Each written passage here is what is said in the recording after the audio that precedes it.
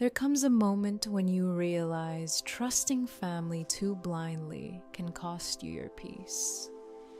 Alicia Bennett is 34, fiercely independent, the kind of woman who built her life brick by brick so no one could take it from her. She believed clear boundaries would be enough. Until one night, she walked into her home and found out her mother had used a spare key to move her unemployed sister in without asking. And when the line is crossed that boldly, what do you do next? Years before everything finally broke, the distance had already started growing. It wasn't loud. There were no explosive arguments, no slammed doors, no dramatic ultimatums. It was quieter than that, slower. The kind of distance that builds in small moments when a question feels less like curiosity and more like inspection, and when advice sounds less like guidance and more like correction. Alicia didn't wake up one morning and decide to pull away from her mother, Linda. It happened gradually, almost invisibly. Every conversation carried a subtle weight. Every choice Alicia made seemed to require explanation. If she worked late, it was concern. If she rested, it was wasted potential. If she succeeded, it was met with a smile that never quite reached the eyes. Concern can look a lot like control when you stand too close to it. Rachel, her younger sister, moved through life differently. Where Alicia planned, Rachel drifted. Where Alicia saved, Rachel hoped. There was always this quiet assumption hanging in the air that somehow, something would eventually catch Rachel if she stumbled too far. A person, a circumstance, a safety net that would appear right on time. Alicia learned not to talk too much about her progress. Promotions were mentioned casually, if at all. Savings were kept private. Achievements were folded into silence. Because every success created a strange tension between them, like an unspoken comparison neither sister wanted to name. There were no screaming matches in that house growing up, just long pauses, side glances, conversations that ended a little too early. Over time, Alicia began choosing solitude over that heaviness, not because she hated her family, not because she didn't love them, but because loneliness felt cleaner than obligation. It felt honest. When she was alone, she didn't have to measure her words. She didn't have to shrink parts of herself to keep the room comfortable. So she built her independence the only way she knew how, quietly and methodically. Long hours at work, extra projects no one asked her to take on. Money saved instead of spent, vacations postponed, comfort delayed. She skipped shortcuts, she skipped leaning on anyone. If something broke, she fixed it. If something hurt, she processed it alone. And when she finally bought her home with her own savings, her own credit, her own name on every document, it didn't feel like a celebration. It felt like relief. Not a house, a boundary. The day she got the keys, she didn't throw a party. She stood in the empty living room and let the silence wrap around her. No one evaluating the furniture. No one suggesting what color the walls should be. No one implying that she needed company to make the space complete. It was hers, fully, legally, undeniably. But independence doesn't erase family entirely. And despite the tension, Alicia still believed in basic trust. When she handed Linda a spare key, it wasn't symbolic. It wasn't sentimental. It was practical. She remembers looking directly at her mother when she passed it over. No laughter. No softness to cushion the moment. "This is for emergencies," she said, clearly, calmly. Real emergencies. If something serious happens, if I can't be reached, not for visits, not for convenience. There was no room for interpretation in her tone. Linda held the key in her palm and nodded. Once. She didn't argue. She didn't smile. She didn't promise anything grand. She just closed her fingers around it. At the time, that silence felt like agreement. Alicia wanted to believe that boundaries once spoken plainly would be respected, that adulthood meant mutual understanding, that blood didn't automatically mean access. Looking back, she would later realize something painful. Understanding a boundary and accepting it are two very different things. But in that moment, standing in her own doorway, she believed she had done everything right. She had communicated clearly. She had offered limited trust with defined terms. She had not left anything vague. And maybe that's why the later betrayal cut so deeply. Because it wasn't born from confusion. It wasn't the result of unclear expectations. The lines had been drawn carefully, deliberately, without hostility. For years, Alicia had been shrinking herself to keep peace. Buying the house was the first time she expanded instead. The first time she allowed her life to take up full space without apology. She didn't see herself as cold. She saw herself as careful. Careful with her energy. Careful with her space. Careful with access. And in her mind, that spare key wasn't a symbol of closeness. It was a controlled exception to the rule she had built her entire adult life around. No one enters without permission. At the time, she believed that rule was finally understood. She had no idea how wrong she was. 2 months before everything finally cracked open, something in the air began to change. Alicia didn't hear about Rachel's housing situation from her mother, and she didn't hear it from Rachel either. The truth slipped into her life sideways, carried by a relative during a conversation that had nothing to do with conflict. It was mentioned casually, almost gently, that Rachel no longer had stable housing. Not gossip, not drama, just a fact. And somehow that made it heavier. Rachel didn't call. She didn't text. She didn't ask for help. There was no vulnerable confession, no awkward request. Instead, the information just existed, sitting quietly in the back of Alicia's mind, refusing to disappear. It would have been easier if someone had confronted her directly. At least then she could have responded. Said yes or no, set terms, had a real conversation. But silence can be strategic. Soon after that, her mother started showing up more often, not in a loud way, not demanding attention, just present, lingering longer than usual, walking through the house with slow, observant eyes. At first, Alicia tried to tell herself she was imagining it, a mother admiring her daughter's home. That's normal, right? Except admiration doesn't feel like evaluation. Linda's gaze didn't move the way it used to. It didn't skim over the decor or compliment the layout. It studied the structure, the space, the doors. She opened rooms Alicia usually kept closed, not dramatically.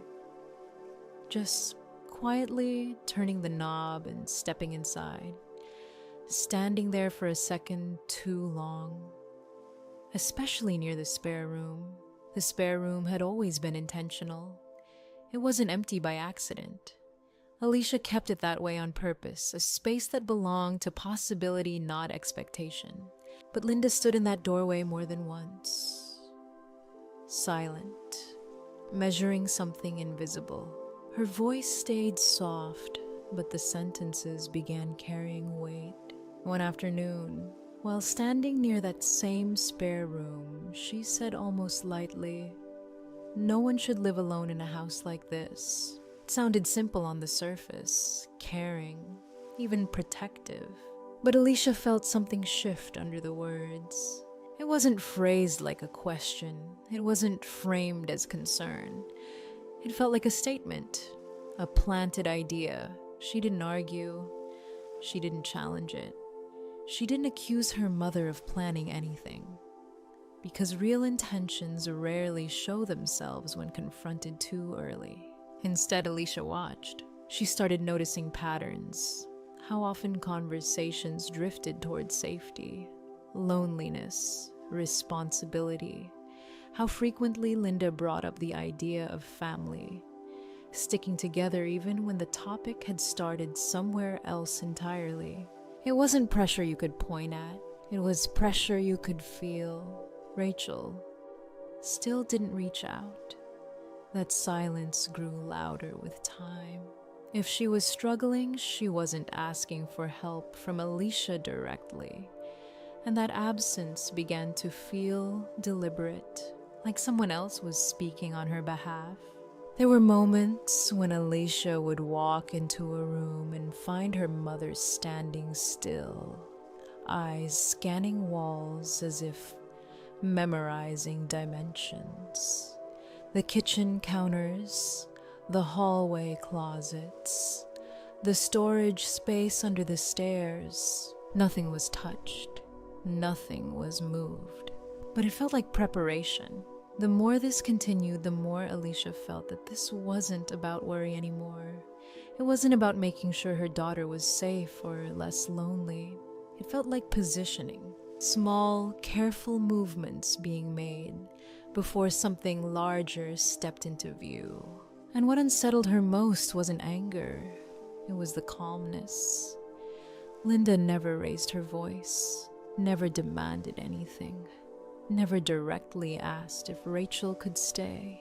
She simply behaved as if the answer had already been considered somewhere else, as if the house were part of a shared equation Alicia hadn't agreed to solve. That's what made the unease harder to explain. There was no event to react to, no line clearly crossed, just this steady, almost invisible shift in atmosphere. Understanding and acceptance are not the same thing. Alicia had believed her boundaries were understood, but now she began to question whether they had ever been accepted at all. The feeling followed her into work, into quiet evenings, into sleep. And then came the work trip. It was routine at first, a series of property evaluations tied to her real estate responsibilities, long days, paperwork, inspections, buildings that blended together after a while. She had planned to stay longer to finish everything properly. That was her nature. Complete the task. Do it thoroughly. But the unease didn't fade with distance. If anything, it grew sharper. Each night away from home, there was a subtle pressure in her chest. Not panic, not a clear fear, just that instinctive awareness that something wasn't sitting right. She tried to dismiss it, told herself she was overthinking, that nothing had actually happened, that concern doesn't equal conspiracy. Still, the weight didn't lift. It's strange how the body sometimes understands before the mind catches up. By the fourth night, she couldn't ignore it anymore. The sense that something quiet was unfolding in her absence. Something that didn't need her participation to move forward. So she changed her plans. She decided to return early. And she didn't tell anyone she was coming home. Alicia didn't announce that she was coming back early. She drove home in the late afternoon, telling herself the uneasy feeling would probably disappear the second she stepped through her own front door. Maybe she had imagined it. Maybe distance had distorted everything. When she unlocked the door and pushed it open, nothing looked broken. That was the first unsettling detail. The air inside felt different. Not chaotic, not ransacked. Just occupied. There were boxes stacked neatly against the wall near the living room. Not tossed there in a rush, but placed carefully, like someone had considered the layout before setting them down. A pair of unfamiliar shoes sat by the entryway, lined up beside hers as if they belonged.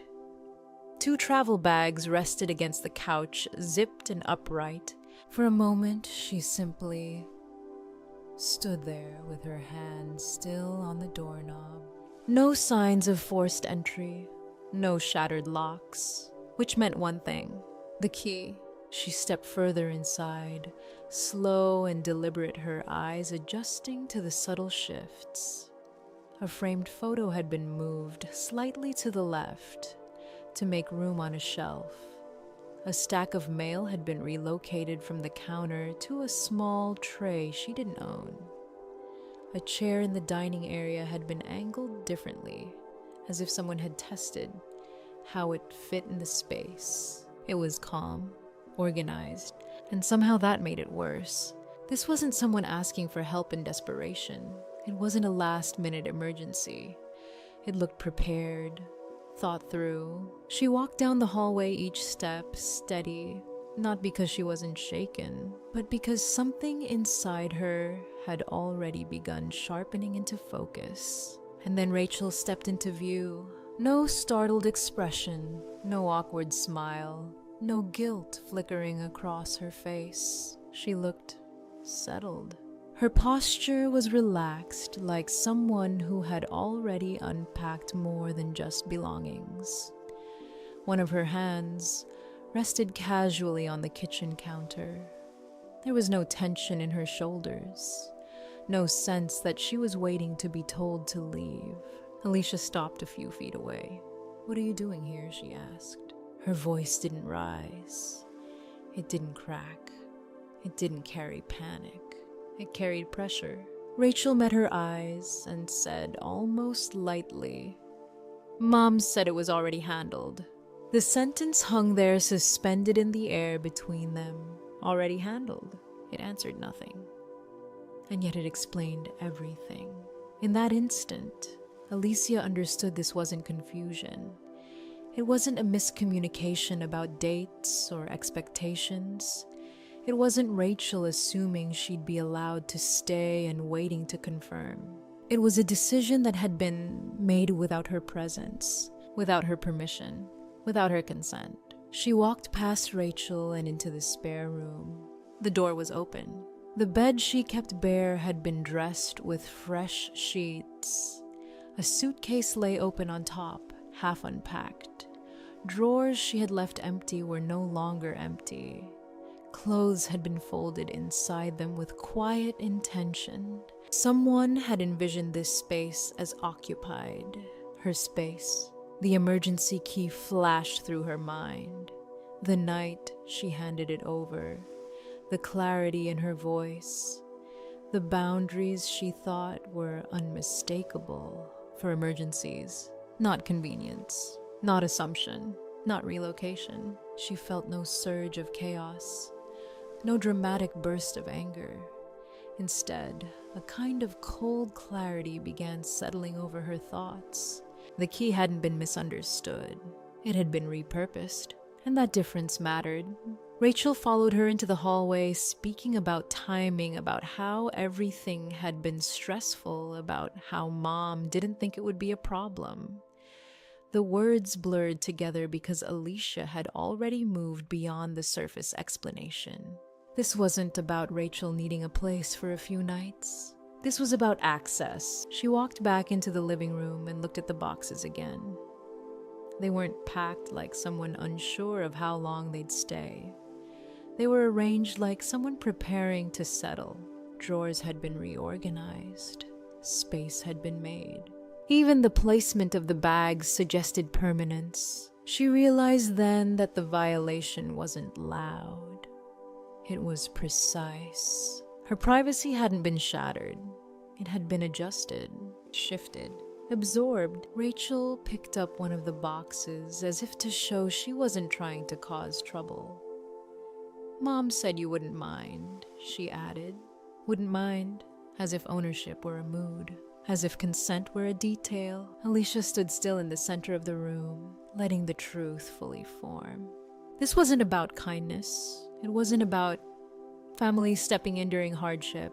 It was about someone deciding her home was available, simply because they shared her last name. The emergency key had not been used in fear. No ambulance had been called. No fire. No accident. No unreachable crisis. It had been used as a tool of entry, a tool of assumption. She thought about how carefully she had built this life, how intentionally she had defined the boundaries, how explicitly she had stated the conditions. Understanding and acceptance are not the same thing, and now she could see clearly her boundaries had been understood. They had simply never been accepted. She looked at Rachel again, calm and composed, inside a space that no longer felt untouched. There was no misunderstanding to clear up. There was only a line that had been crossed without hesitation, and standing there in the quiet, rearranged version of her own home, Alicia felt something solidify inside her. This would not be softened. This would not be excused, and it would not be ignored. The next morning, the house felt tight, not loud, not chaotic, just compressed, like the walls themselves were waiting to see what Alicia would do. Her mother stood in the living room with that familiar, calm expression, the same one she used when she believed she was being reasonable. Rachel hovered nearby, arms folded loosely, not defensive exactly, just expectant. Alicia didn't pace. She didn't shout. She stood in the center of her own space and let the silence settle before she spoke. "You don't get to live here," she said evenly. "This is my house. Not ours, not the family's. Mine." Her voice didn't tremble, but her heartbeat thudded hard against her ribs. She could feel years of swallowed discomfort lining up behind that sentence, waiting to see if she would soften it. Her mother didn't react with shock or apology. There was no embarrassment, no rush to explain. Just a steady look like this outcome had already been calculated. Rachel shifted her weight and began talking about family, about hard times, about how people are supposed to show up for each other. The words weren't aggressive, but they carried weight, the kind designed to press against guilt. Alicia listened, but she didn't step back. The key, she said carefully, turning to her mother, was for emergencies. Real emergencies. If I couldn't be reached. If something serious happened. Her mother's expression didn't change. "This isn't an emergency," Alicia continued. "You didn't call me. You didn't ask me. You made a decision about my home without me." The word home felt different coming out of her mouth now, heavier. Rachel's tone sharpened slightly, still controlled but edged with frustration. She spoke about how she had nowhere stable to stay, about how Mom said it would be fine, about how Alicia was overreacting, as if ownership were dramatic, as if consent were optional. Alicia felt the pressure building in the room, not from volume, but from expectation. The silent assumption that eventually she would give in, that she would choose harmony over clarity, that blood would outweigh boundaries. For a brief moment, doubt flickered. She thought about every time she had swallowed discomfort to keep peace. Every apology she had offered for things that were never her fault. Every time silence felt easier than confrontation. Dialing 911 felt extreme. It felt like betrayal. Reporting your own family isn't something you imagine yourself doing. Her hand hovered near her phone more than once before she actually picked it up. Loyalty and self-preservation tangled together in her chest, pulling in opposite directions. But then she looked around the room again. Her belongings had been shifted. Her spare space had been claimed.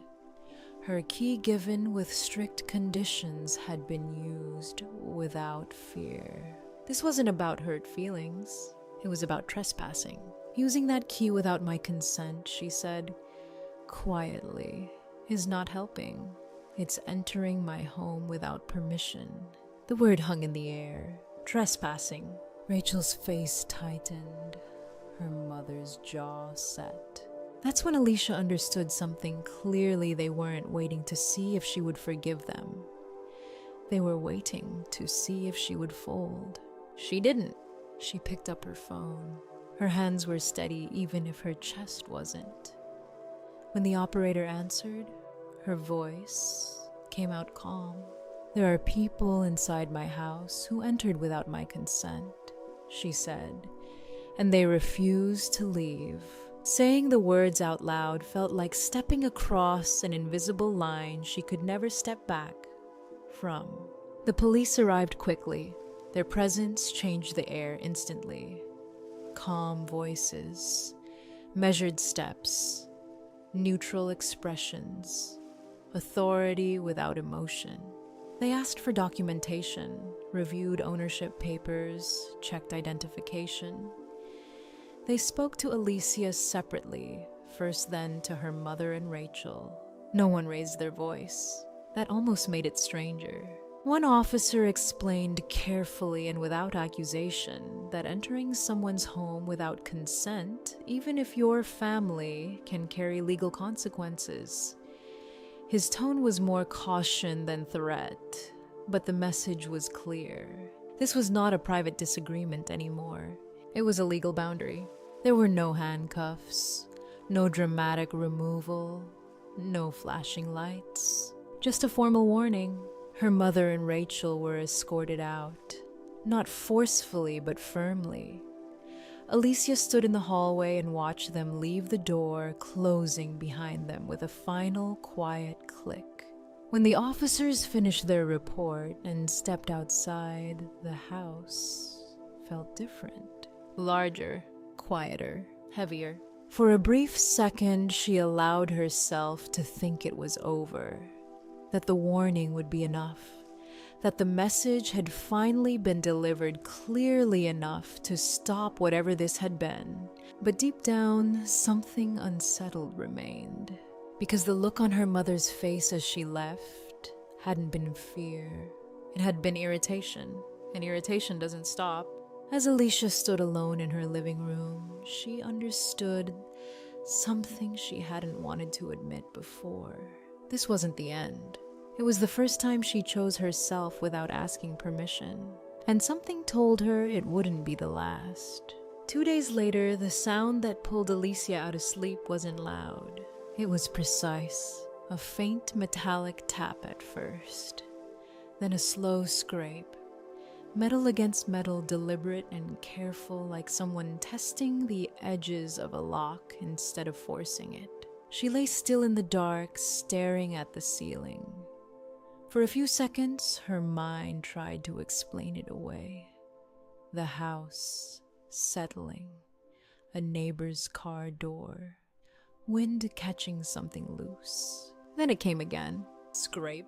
Her heartbeat climbed steadily into her ears. She reached for her phone without turning on the light. The glow of the screen felt too bright in the dark bedroom. She opened the security app and pulled up the front porch camera. The motion light had already triggered. The image was clear. Her mother stood inches from the front door, arms loosely folded, posture relaxed, not rushed, not anxious, just waiting. Beside her, crouched low near the lock, was a man Alicia had never seen before. A small black case lay open at his knees. Inside thin metal tools caught the porch light as he selected one and slid it carefully into the keyhole. The scraping sound echoed again through the quiet house. Her chest tightened, but her mind didn't scatter. It sharpened. This wasn't a mistake.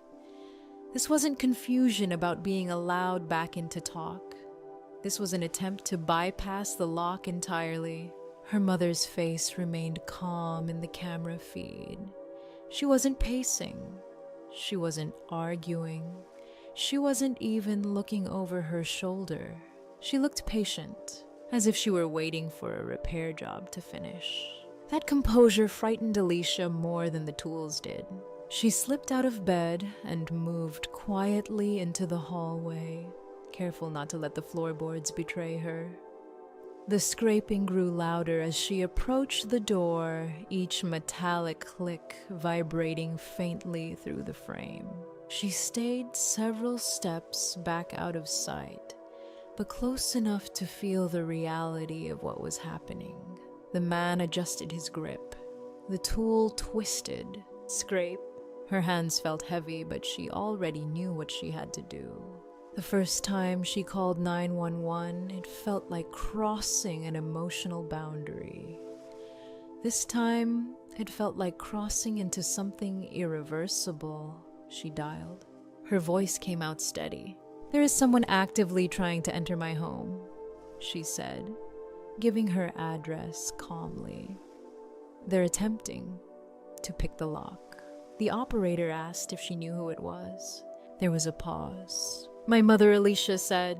The word caught in her throat after it left her mouth. Saying it felt like pressing against an old wound. Reporting a stranger would have been simpler, cleaner, but this wasn't a stranger. The operator instructed her to stay on the line and remain somewhere safe. Alicia stayed where she was, phone pressed to her ear eyes, flicking between the hallway and the live camera feed. Outside, her mother leaned slightly closer to the locksmith, speaking quietly. Alicia couldn't hear the words. She didn't need to. This wasn't desperation. It was persistence. The sound of metal shifting inside the lock grew more aggressive now. Not frantic, but committed. The man changed tools, sliding another thin instrument into the mechanism. Her fingers began to tremble, not from doubt this time, but from the weight of it all. How many chances had already been given? How many warnings? The operator's voice remained calm, asking simple questions. Alicia answered them mechanically. Her focus split between the screen and the door. Then, before she heard sirens, she saw the lights. Red and blue flashes painted across the camera feed, bouncing off the front of the house in sharp pulses. The locksmith froze mid-motion. His head snapped toward the street. Her mother turned slowly, not startled, just irritated. The sirens followed a second later, rising in volume as patrol cars pulled up hard along the curb. This time, everything moved faster. Officers stepped out with urgency commands already leaving their mouths. "Drop the tools, hands where we can see them." Through the camera, Alicia watched the man hesitate for half a second before lowering the metal picks to the ground and lying face down on the concrete arms stretched out. An officer moved toward him, securing his hands behind his back. Another officer approached her mother. There was no gentle tone this time, no soft warning, no explanation about family misunderstandings. An officer took her mother firmly by the arm and guided her several steps away from the door. Alicia saw her mouth moving, speaking quickly, likely explaining, justifying. But the rhythm had changed. This was no longer a conversation. It was enforcement. Alicia stayed inside. She did not unlock the door. She did not step onto the porch. She stood in the hallway listening to the muffled commands through thick wood and glass. Her entire body felt suspended between disbelief and clarity. The first visit from the police had felt like a line drawn in sand. This felt like stone. Through the camera, she watched as one officer spoke into a radio while another began writing on a clipboard. The locksmith remained on the ground for several minutes before being helped up and placed near a patrol car. Her mother's posture shifted slightly now, less relaxed, more rigid. But even then, there was no visible shame. No collapse of understanding, just frustration. That detail settled something inside Alicia. This wasn't a moment of poor judgment. It was a pattern, a belief that if she persisted long enough, the door would eventually open legally or not.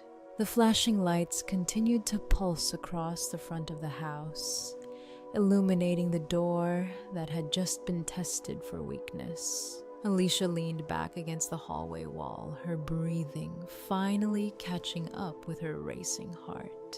She didn't feel victorious. She didn't feel vindicated. She felt cold, because she understood now completely, and without illusion, that this was not about a misunderstanding between mother and daughter.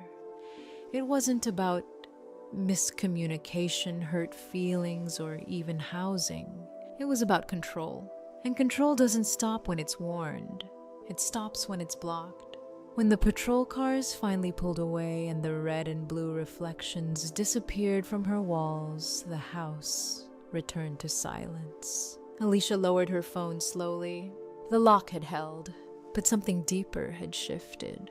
Standing there in the quiet aftermath, she realized this was no longer about convincing anyone to respect her boundaries. It was about protecting herself from people who had already decided they didn't need to. A week after the second incident, the house felt quiet again.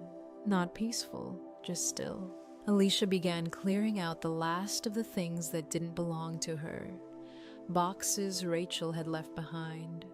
Small items tucked into corners as if they might eventually be reclaimed. She wasn't preserving them. She wasn't sorting them carefully out of sentiment. She was removing traces. In the back of a hallway closet, behind a thin cardboard box that had been pushed too far against the wall, she found a sealed envelope. It didn't have her handwriting on it.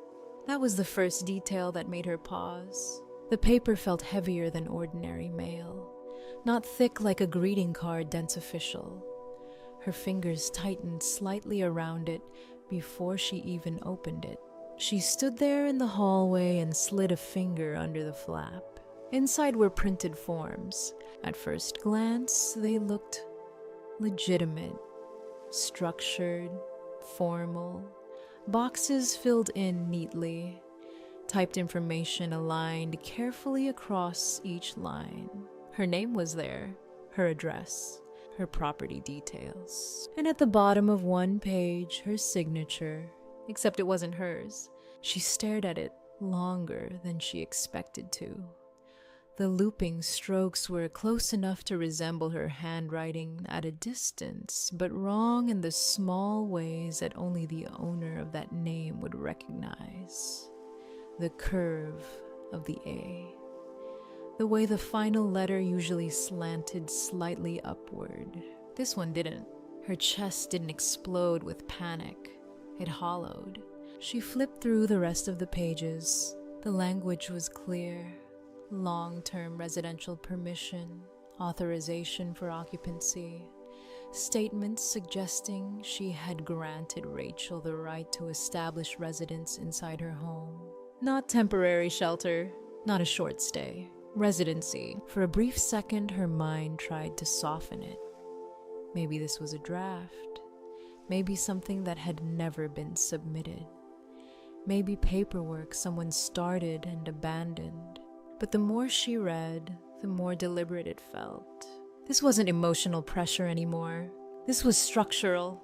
That night, She scheduled an appointment with her lawyer, Daniel Harper. When she sat across from him in his office, she didn't describe the history first. She didn't recount the arguments or the police visits in detail. She placed the envelope on his desk and slid the documents toward him. He adjusted his glasses and began reading. The room felt smaller with every page he turned. Daniel didn't interrupt.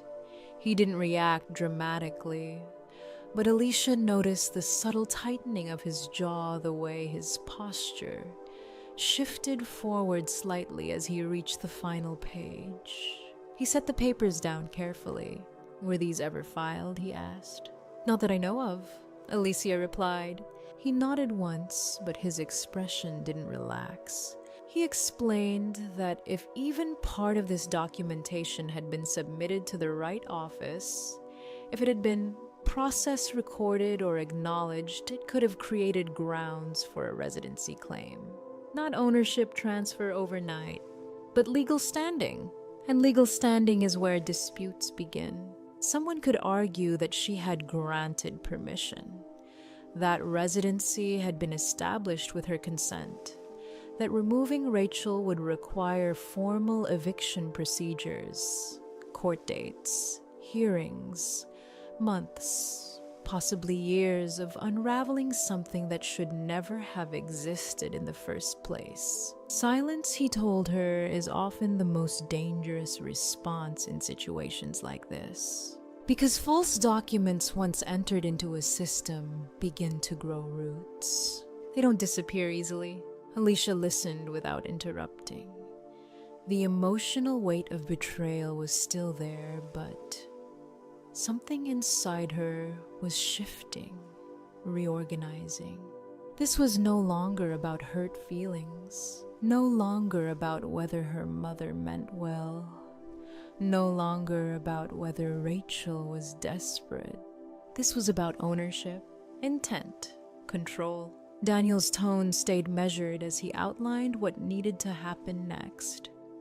Formal documentation clarifying that no permission had ever been granted. Legal notices reinforcing that any attempt to claim residency was unauthorized.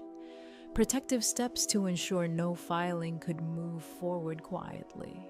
Every word he used felt grounded, precise, solid. For the first time since she had walked into that rearranged living room, Alicia felt something steadier than anger, clarity. She realized then that if those papers had succeeded, if she had never found that envelope, she might have woken up months later inside a legal battle she didn't understand, forced to prove that her own home still belonged to her. The thought chilled her more than the locksmith's tools ever had. This wasn't about letting Rachel stay for a while. It was about slowly constructing a path toward control, using guilt as distraction and paperwork as leverage. When the meeting ended, Daniel gathered the documents and assured her they would move quickly. There would be no waiting, no assumption that things would settle on their own. As Alicia stepped back into the sunlight outside his office, she felt different.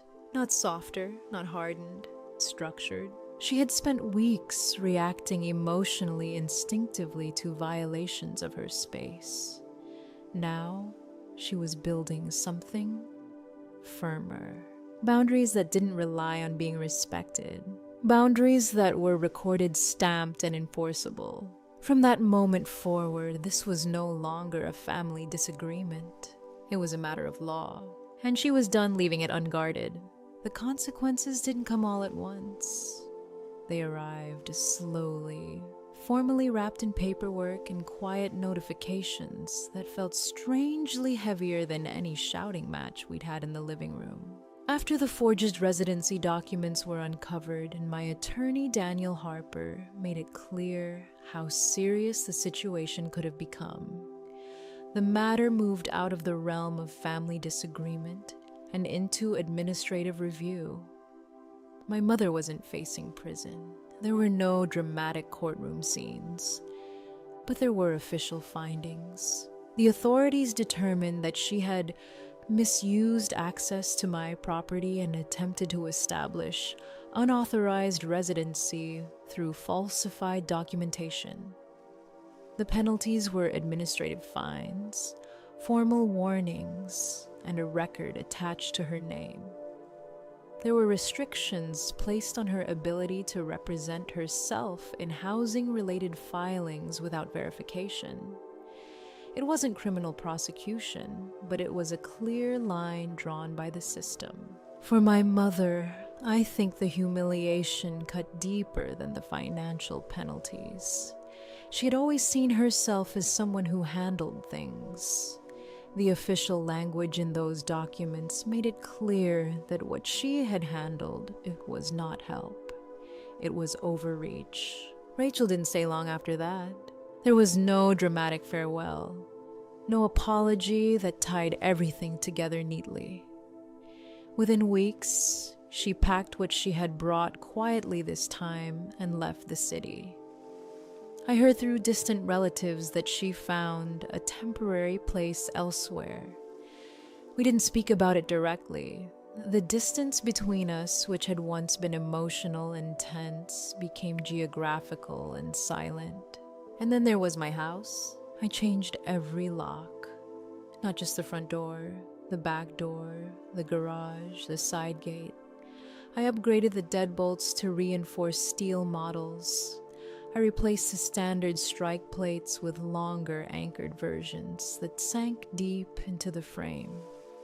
The locksmith explained each feature carefully, but what I heard was something simpler control. I expanded the security system too.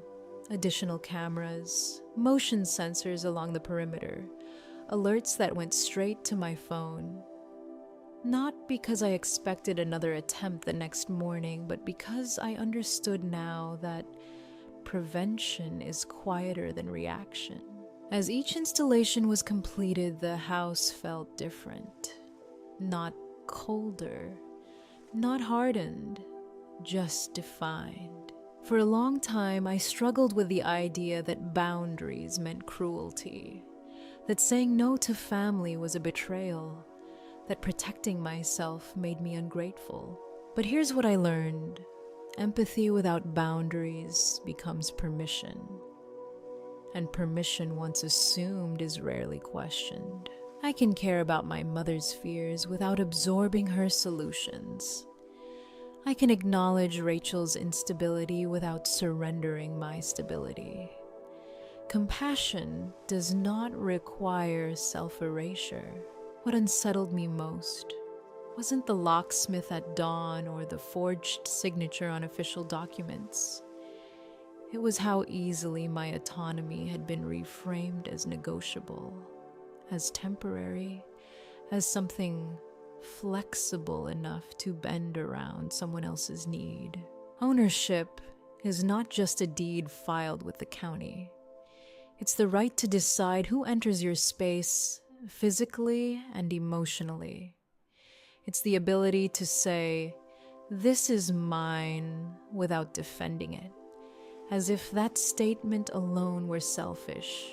The legal consequences closed the administrative chapter, but they also clarified something deeper.